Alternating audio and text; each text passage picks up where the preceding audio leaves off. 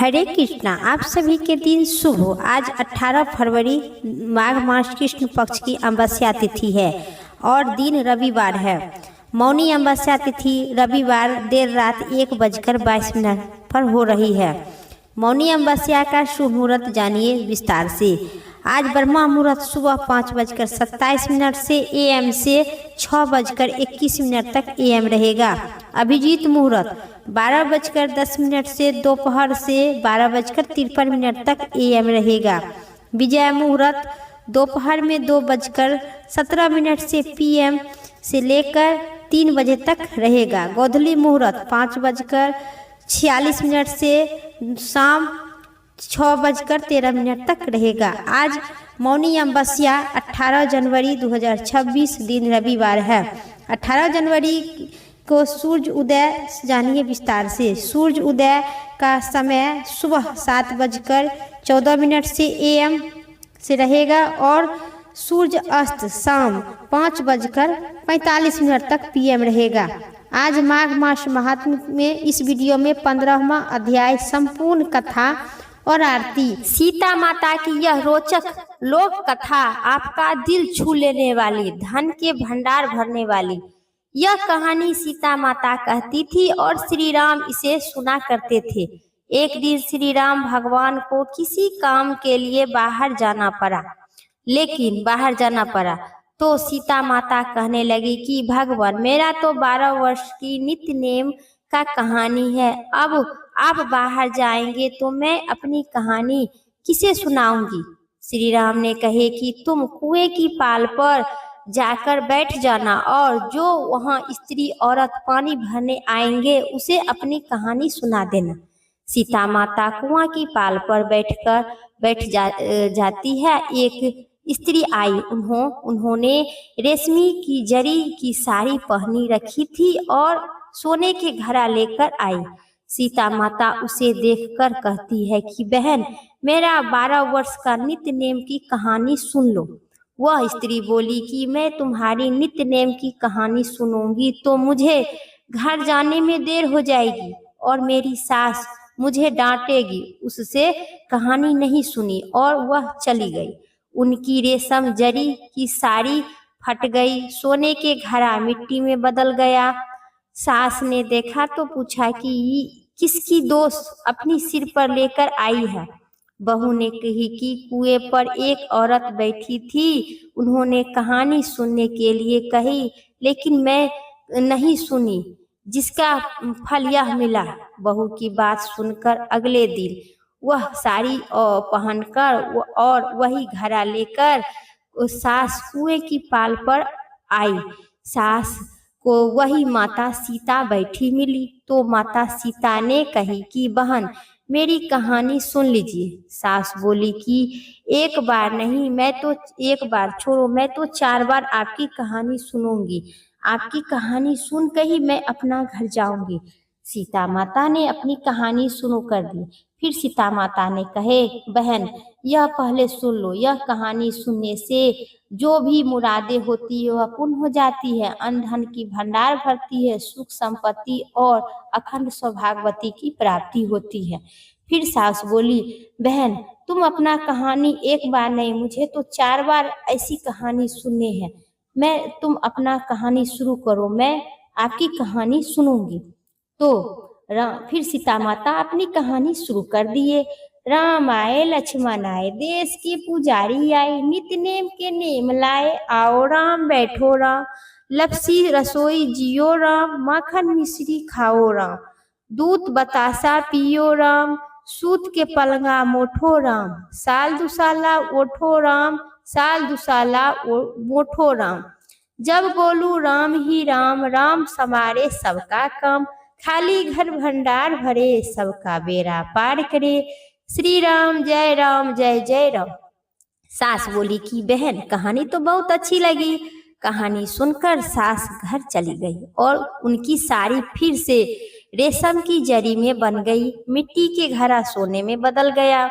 बहू कहने लगी कि सासू माँ आप ये सब कैसे हो गया। सास ने कहा कि बहू तू दोष लगाकर आई थी और मैं अब दोष उतार कर आई हूँ। बहू ने फिर पूछा कि कुएं वाली स्त्री कौन थी। सास बोली कि वे सीता माता थी। वे पुराने से नए कर देते हैं, खाली घर भंडार भर देते हैं, माँ लक्ष्मी की वास घर में कर देते हैं, आदमी की जो भी इच्छा होती है उसे पूरा कर देते हैं। बहू बोली कि ऐसी कहानी तो मुझे भी सुनना चाहिए।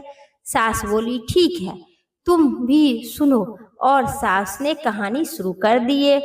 राम आए लक्ष्मण आए, देश की पुजारी आई, नित्य नेम के नेम लाए, आओ राम बैठो राम, तपसी रसोई जियो राम, माखन मिश्री खाओ राम, दूध बसासा पियो राम, सूत के पलंगा मोठो राम, साल दुसाला ओठो राम, साल दुसाला मोठो राम। जब बोलू राम ही राम, राम सवारे सबका काम, खाली घर भंडार भरे, सबका बेड़ा पार करे, श्री राम जय जय राम। कहानी सुनकर बहू बोली कि कहानी तो मुझे भी अच्छी लगी। सास ने कही कि ठीक है, इस कहानी को मैं आप रोज सुनेंगे। अब सास बहू रोज सवेरे उठती थी, नहा धोकर और पूजा करने के बाद सीता नित्य नियम की कहानी कहती थी। एक दिन उनके घर यहाँ एक पड़ोसन औरत आई और बोली कि बहन जरा सी आँच देना। तो वह बोली कि आँच तो अभी हमें नहीं लगाई है।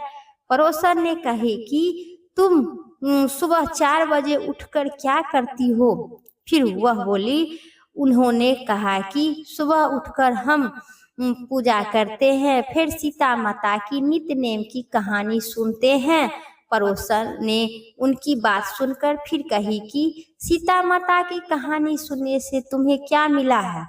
वे बोली कि इनकी कहानी सुनने से और सभी के घर में भंडार भर जाते हैं, सारे काम सिद्ध होता है, मनुष्य की जो इच्छा रहती है वो पूर्ण कर देते हैं। पड़ोसन कहती है कि बहन ऐसी कहानी तो मुझे भी सुना दो। फिर वह बोली ठीक है, तुम भी यह कहानी सुन लो। राम आए लक्ष्मण आए, देश के पुजारी आए, नित्य नेम की नेम लाए, आओ राम बैठो राम, माखन मिश्री जियो राम।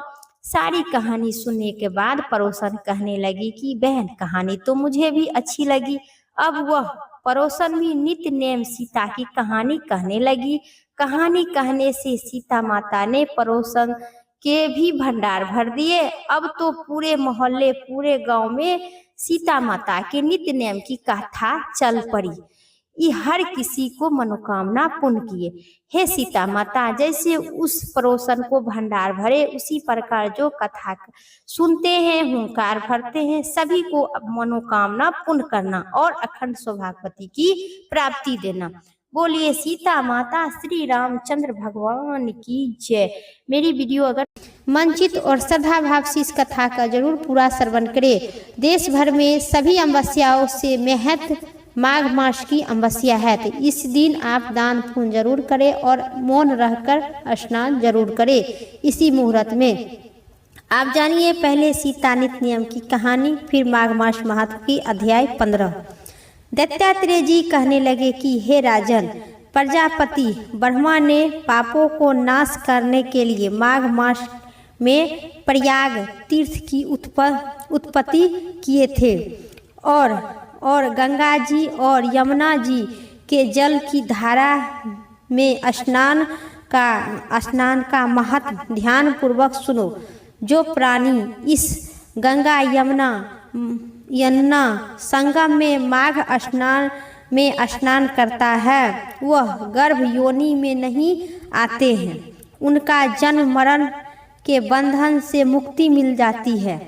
माघ मास के स्नान प्रयागराज में स्नान करने से मनुष्य समस्त भोगों को भोग कर ब्रह्मा पद को प्राप्त होते हैं। आज माघ मास तथा मकर राशि में सूर्य जो प्रयाग स्नान करता है वह प्राणी 100 वर्ष तक निहार होकर पुण्य की प्राप्ति होती है। माघ मास महात्म सुनने तथा माघ मास का 3 बार प्रयाग में स्नान करने से मनुष्य की सभी पाप से मुक्ति मिलती है और वैकुंठ धाम की प्राप्ति होती है। जो फल जो फल 100 वर्ष तक योग भाष्य करने से नहीं मिलता है, सो जो सांप पुरानी कांची को छोड़कर नया रूप ग्रहण करते हैं, वैसे ही माघ मास में स्नान करने से मनुष्य पाप से छूटकर स्वर्ग की प्राप्ति होती है। परंतु गंगा यमुना के संगम में स्नान करने से 100 हजारों गुना फल मिलता है। हे राजन, जिसको अमृत कहा गया है वह त्रिदेवी है।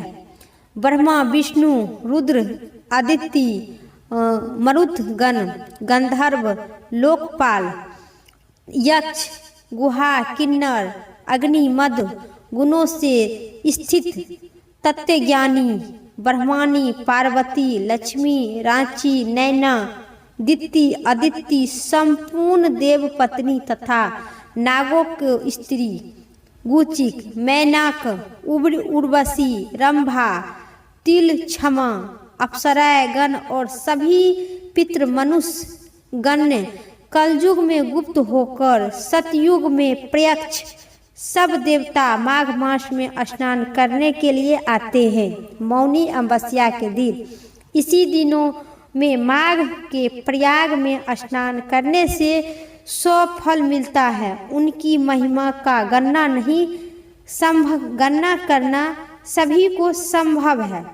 प्राणी मात्र से कहने की शक्ति नहीं है। हजारों यज्ञ करने से भी यह फल प्राप्त नहीं होता है। पूर्व समय में कंचन मालिनी ने इस स्नान का फल साक्षात होकर दिए थे और इससे वह सभी पाप से मुक्त होकर स्वर्ग वैकुंठ धाम की प्राप्ति हुई। बोलिए विष्णु भगवान की जय। माघ मास महात्म की 15वां अध्याय कथा समाप्त हुई। अब सुनिए आगे कथा, फिर कल सुनिएगा आगे कथा विस्तार से। एक लप्सी थी, दूसरी तपसी थी। तपसी हमेशा भगवान की तपस्या में लीन रहा करता था। लप्सी रोज 1.25 सेर की लप्सी बनाकर भगवान को भोग लगाकर स्वयं जीम लेता था। एक दिन दोनों लड़ने लगी। तपसी बोला, मैं रोज भगवान की तपस्या करती हूँ इसलिए मैं बड़ा हूँ। लप्सी बोला, मैं रोज भगवान को 1.25 सेर के लप्सी लगाकर भोग लगाती हूँ इसलिए मैं बड़ा हूँ। नारद जी वहाँ से गुजर रहे थे। दोनों को लड़ता देखकर उन्हें पूछने लगे कि क्यों लड़ रहे हो। तपसी ने खुद से बड़ा होने के कारण बताई और लप्सी ने अपना भी कारण बताया। नारद जी बोले, तुम्हारा फैसला मैं कल कर दूंगी। दूसरे दिन लप्सी और तपसी नहा धोकर अपनी रोज की भक्ति करने लगी तो नारद जी ने छुपकर 1.25 करोड़ की एक अंगूठी उन दोनों के आगे रख दिए। तपसी की नज़र जब अंगूठी पर पड़ी तो उन्होंने छुपकर अंगूठी के उठाकर अपने पैर के घुटने में दबा ली। लप्सी की नज़र अंगूठी पर पड़ी तो लेकिन उन्हें ध्यान नहीं दी और भगवान के भोग लगाकर स्वयं खाने में लगी रहती थी। नारद जी के सामने आए तो दोनों ने पूछा कि कौन हम दोनों में से बड़ा है। तो नारद जी ने तपसी से खड़ा होने का कहे। वे खड़ा हुई तो उनके नीचे दबी अंगूठी दिखाई पड़ी। नारद जी ने तपसी से कहा, तपस्या करने के बाद भी तुम्हारी चोरी करने की आदत नहीं गई है, इसलिए लप्सी तुमसे बड़ी है। लप्सी बड़ी है। फिर तपसी ने बहुत रोने लगी, गिदगिदाने लगी। नारद भगवान, मुझसे बहुत बड़ी भूल हो गई है, मुझे क्षमा कर दीजिए। मैं ऐसा लालच की काम कभी नहीं करूँगी, लेकिन ठीक आप फैसला कीजिए कि हम दोनों में से कौन बड़ा है। नारद जी ने कहे, तुम्हें कहने और सुनने से कोई ज़रूरत नहीं है। भगवान की तपस्या में फिर लीन थी तो फिर कैसे इस अंगूठी को दबा ली और तुम्हें तुम्हारी तपस्या का कोई फल नहीं मिलेगा। तपसी शर्मिंदा होकर माफ़ी मांगने लगी। उन्होंने नारद जी ने से पूछा कि मेरी तपस्या का फल कैसे मिलेगा। नारद जी ने कही कि यदि कोई गाय और कुत्ते की रोटी नहीं बनाएगी सो फल तुझे मिलेगा। यदि कोई ब्राह्मण को भोजन करवाकर दक्षिणा नहीं देगा सो फल तुझे मिलेगा। यदि कोई साड़ी के साथ ब्लाउज नहीं देगा सो फल तुझे मिलेगा। यदि कोई दिए से दिए जलाएगा सो फल तुझे मिलेगा। यदि कोई सारी कहानी सुनने के बाद तुम्हारी कहानी और कथा नहीं सुनेगा सो फल तुझे मिलेगा। उसी दिन से हर व्रत और कथा कहानी के साथ ही लप्सी और तपसी की कहानी सुनी और कही जाती है। बोलिए नारद जी भगवान की जय। लप्सी तपसी की